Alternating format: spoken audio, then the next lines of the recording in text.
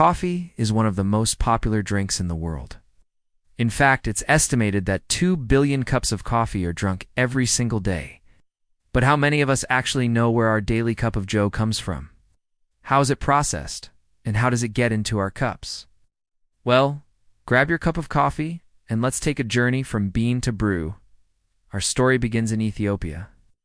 Legend has it that coffee was discovered by an Ethiopian goat herder named Kaldi. One day he noticed that his goats were unusually energetic after eating berries from a particular tree. Intrigued, Kaldi decided to try the berries himself, and he soon experienced their stimulating effects. Soon after, the practice of drinking coffee spread throughout Ethiopia and became an integral part of daily life. It was believed that coffee could help people stay awake during long periods of prayer, and it quickly gained popularity among religious centers like monasteries. From there, the popularity of coffee spread to Yemen and then the rest of the world. Today, there are more than 100 different varieties of coffee beans, and they've regrown in over 70 countries across Latin America, Africa, and Asia. The two main types of coffee beans are Arabica and Robusta. Arabica accounts for around 75% of the world's coffee production and is known for its high quality and rich flavor. On the other hand, Robusta is known for its strong, bold flavor and higher caffeine content. Once the coffee cherries have fully ripened, they're picked either by hand or by machine. If you want to ensure that only the ripest cherries are picked, then it's done by hand. This method is more expensive but results in higher quality coffee. However, if the farm is large, then a mechanical picker is used instead. These pickers are mounted on vehicles which drive through the rows of coffee plants and shake the branches to drop the ripe cherries onto a conveyor belt.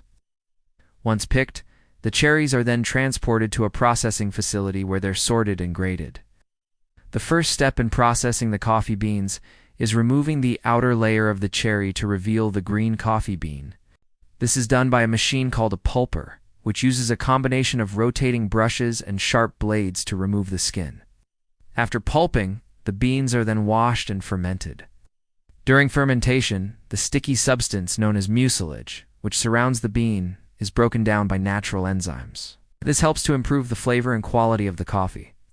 The beans are left to ferment for several hours, and the temperature is carefully monitored to ensure optimal results. Once fermentation is complete, the beans are washed again to remove any remaining pulp or fruit. This helps to clean the beans and prepare them for drying. After washing, the beans are spread out on raised beds or patios to dry in the sun. This process can take several weeks, and the beans are regularly raked or turned to ensure even drying.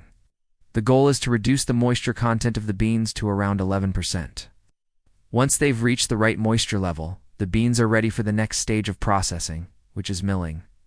Milling is the process of removing the parchment layer that surrounds the bean to reveal the green coffee inside. The beans are passed through a series of rollers which crack and polish the beans to remove the parchment. This also helps to sort the beans by size and remove any defects such as broken or damaged beans. At this point, the green coffee beans are ready to be exported and sold to coffee roasters, who will roast them to bring out their unique flavor and aroma. That's where the journey from bean to cup really starts to take shape. Now that we know how coffee is processed, it's time to learn how it's roasted. Roasting is a critical step in the journey from bean to brew, because it transforms the raw, unroasted beans into the aromatic, flavorful coffee that we all know and love. It's during the roasting process that the beans go through a series of physical and chemical transformations that develop their unique characteristics. When green coffee beans are first roasted, they undergo a process known as the first crack.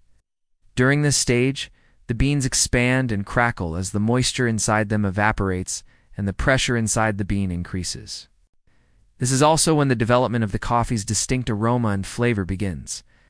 After the first crack, the beans continue to roast and enter the second crack stage. During this time, the oils in the beans start to break down and release volatile compounds that contribute to the coffee's overall flavor. The length of time that the beans are roasted determines the degree of oiliness on the surface of the bean. The longer they're roasted, the more oily they become. Lighter roasts typically have little to no oil on the surface, while darker roasts can have a significant amount. As the beans are roasted, they change color, going from green to yellow to brown, and finally to black. The roast level at which they're taken off the roaster determines the final color of the coffee. Lighter roasts are roasted for a shorter period of time and have a lighter color, while darker roasts are roasted longer and have a darker color. The type of roast also affects the caffeine content of the coffee. Generally, darker roasts have a lower caffeine content than lighter roasts, because the longer roasting time breaks down the caffeine molecules, making them less potent.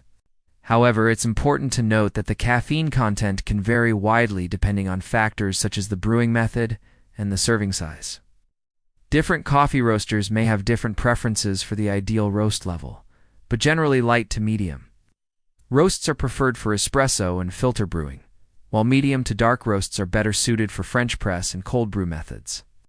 Ultimately, the best roast level is a matter of personal preference and can vary depending on the coffee's origin and flavor profile. Next up, once the beans have been roasted to perfection, they're then ground into a fine powder. Grinding the beans just before brewing is crucial to ensure the best flavor and aroma. Freshly ground coffee has a larger surface area than pre-ground coffee, which allows for better extraction during the brewing process. For espresso, the beans are typically ground to a fine powder that's similar to granulated sugar. For pour-over methods, the beans are usually ground to a medium grind, similar to coarse sand. The grind size can affect the taste of the coffee. A finer grind will result in a stronger, more intense flavor, while a coarser grind will produce a weaker, more watery coffee. Finally, the ground coffee is then brewed using hot water. Brewing is the process of extracting the soluble compounds from the ground coffee to create the coffee beverage we enjoy. There are several different methods of brewing coffee, each with its own unique process and resulting flavor. Espresso, for example, is brewed by forcing hot water through finely ground coffee at high pressure. Pour-over methods, on the other hand, involve pouring hot water over medium ground coffee in a specific pattern to extract the flavors evenly. One of the most popular brewing methods is drip coffee, which is often made using a drip coffee maker. To make a cup of drip coffee, ground coffee is placed in a filter basket, and then water is added. The hot water seeps through the grounds by gravity, extracting the flavors and producing a rich, satisfying cup of coffee. Drip coffee makers come in a variety of styles, from classic drip coffee makers to more advanced models with programmable features and built-in grinders. Another popular brewing method is the French press, which produces a full-bodied cup of coffee with a rich, intense flavor. To use a French press, coarsely ground coffee is added to a carafe, along with hot water. The mixture is then pressed together, and the plunger is used to separate the grounds from the brewed coffee. French presses typically have a capacity of 34 ounces or more, making them ideal for brewing coffee for multiple people at once. For those who prefer a smoother, less acidic cup of coffee, cold brew is a great option. Cold brew is made by steeping ground coffee in cold or room temperature water for an extended period of time. This method produces a concentrate that can be diluted with water or milk to create a refreshing, low-acid coffee beverage. Cold brew coffee is often served over ice and is popular during warmer months.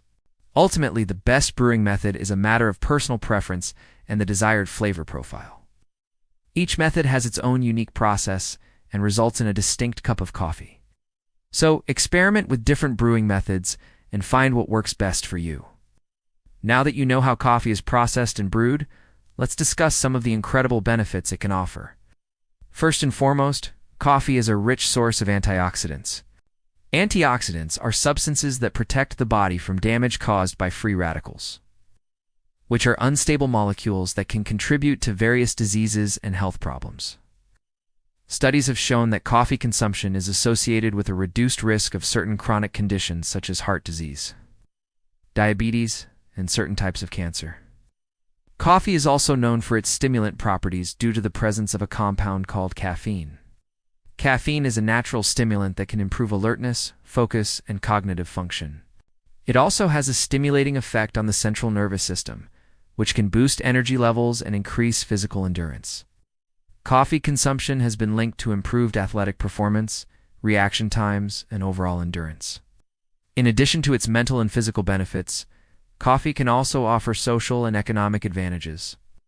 Coffee shops and cafes provide a social environment where people can connect with others and build relationships. They also serve as cultural hubs where people can enjoy live music, art exhibits, and other community events. Coffee production and trade also have significant economic impacts, providing livelihoods for millions of farmers, traders, and workers worldwide. So the next time you enjoy a cup of coffee, take a moment to appreciate the journey that those beans have taken from the coffee plant to your cup. And don't forget to support your local coffee roasters and cafes, who play a vital role in bringing you that perfect cup of coffee. We hope you enjoyed learning about the journey from bean to brew and all the amazing benefits that coffee has to offer. Don't forget to like and subscribe for more informative videos. If you have any questions or comments, feel free to leave them below. Thanks for watching, and we'll see you in the next video.